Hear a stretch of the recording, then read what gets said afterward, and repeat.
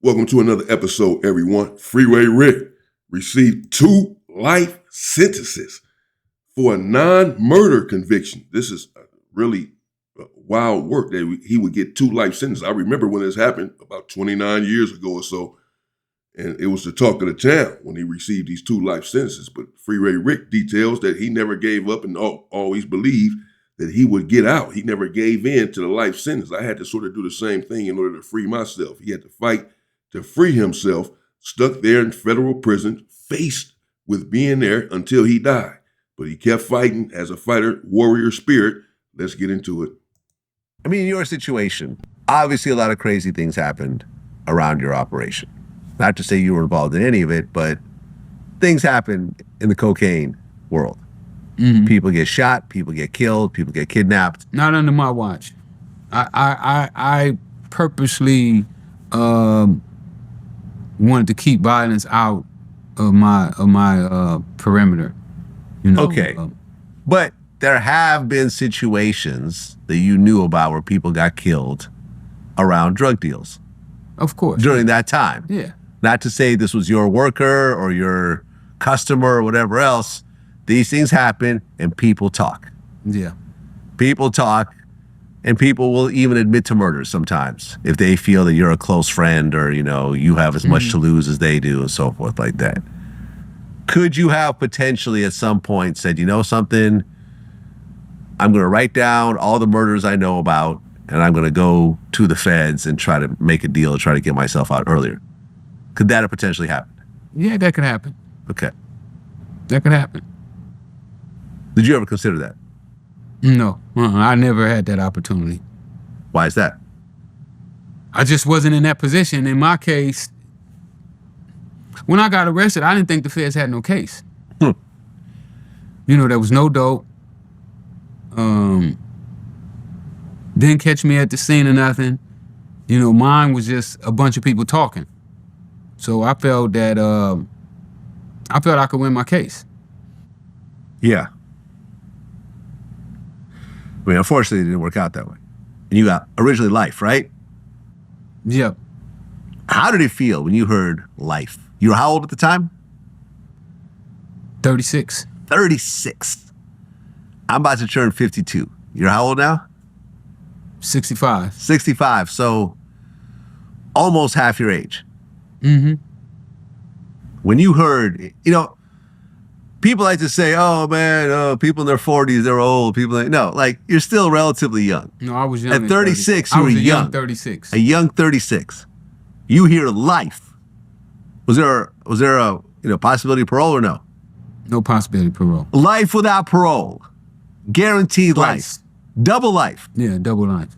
Double life for no parole. Life for the conspiracy to possess and life for conspiracy to distribute. Wow. 2 life sentences. Conspiracy, both for conspiracy. Conspiracy to possess, so conspiracy to possess, narcotics. Freeway Rick, of course, maybe I should have said that earlier on, is a well-known, self-admitted, if you will, former drug kingpin out of Los Angeles, California. Individuals have long claimed that the CIA was supplying Freeway Rick with some of these narcotics and then turned on him and locked him up after being in bed with him for so many years. He was, of course, extremely rich. So there he went to prison after they put these cases on him, as we now know what they are: conspiracy to possess and conspiracy to distribute, and gave him 2 life sentences, a life sentence for each one of those. That is crazy because, a lot of individuals don't end up with life sentences if it does not involve a killing for the most part. Rightfully so. But nevertheless, clearly he fought that situation, fought those life sentences and won because he's here. He's home. He's been home for some time now. So, but he was in there for a while. He was locked up for a minute, I remember, fighting for his life. But again, ultimately, It worked out for him, thankfully, to where he made it out. At the 2 life sentences, he was able to come home. At the 2 life sentences, it's one thing to beat 1 life sentence. That's hard. To win on appeal, get a new trial, whatever the case may be. 2 of them, impossible nearly. Improbable, at least. Nothing is impossible. 2 life sentences at age 36. What did that do to your spirit? Put me in the dump. Huh. Even though I knew the whole time, that I was waiting to go to trial, that I was going to get a life sentence, but when they actually did it still took you down another notch. I bet. Yeah. I mean, at some point, right? I'm not talking about you're actually making plans to do this, but at some point did you say, man, I'm just going to kill myself. I can't do this.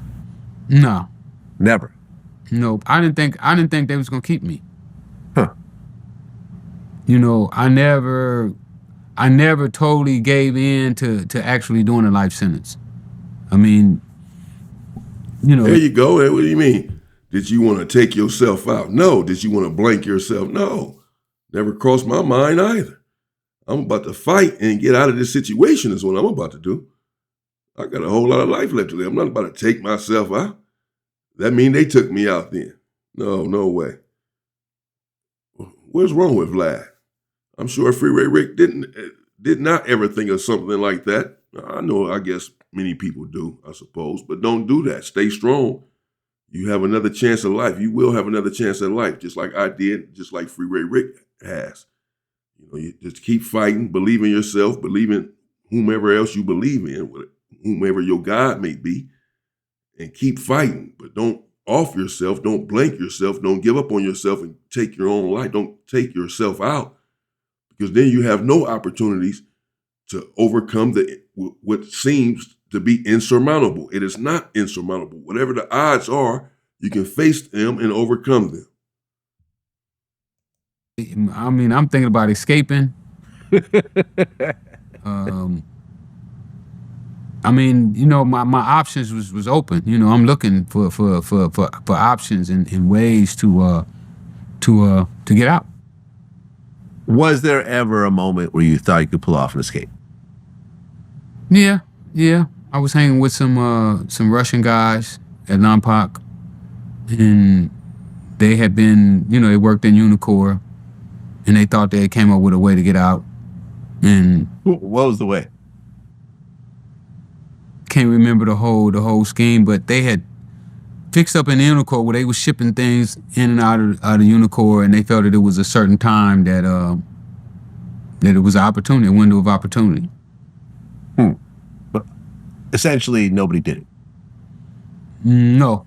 I won my appeal a couple months after after I'd been hanging with them. Yeah. So I went back to court. Oh, okay. Then you got out.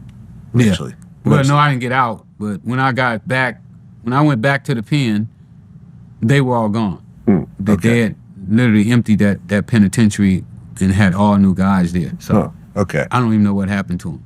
Yeah, but I never thought that I was going to do my whole sentence. I really felt that after I had got to digging deep down into my case, that I should have got a total reversal. Danilo shouldn't even been over here in the country. He had an illegal green card. So when I found out that he had an illegal green card and the jury didn't know that he had an illegal green card, I thought that I would get my whole sentence reversed. Because my whole case was dependent on his testimony. No FBI agents, no DA agents. I mean, they heard the tapes.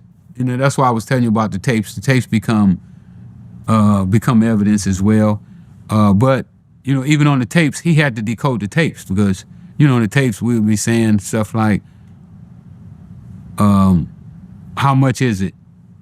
We never said cocaine or, none of those other words. So the courts needed him to